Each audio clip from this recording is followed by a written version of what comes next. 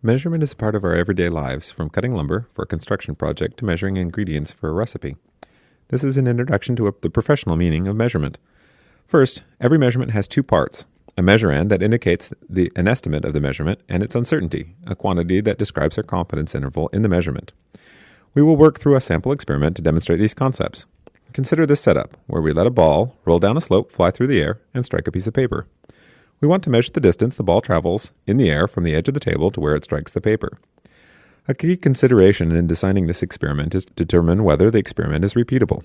If we repeat the experiment, will we get the same result?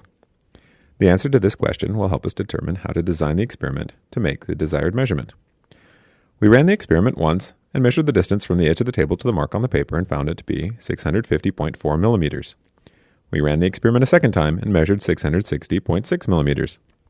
This is an example of an experiment that does not give the same result when we run it again. Just to make sure, we run the experiment 2 more times, getting these results. There are 4 reasons why the results are not the same. 1.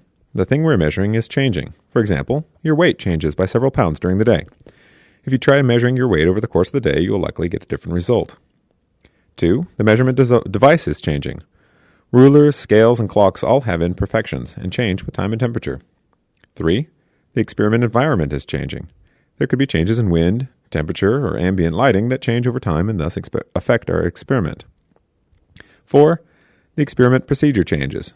It is impossible to repeat trials in exactly the same manner. There will always be small fluctuations down to the atomic level that will cause variations in how the experiment runs.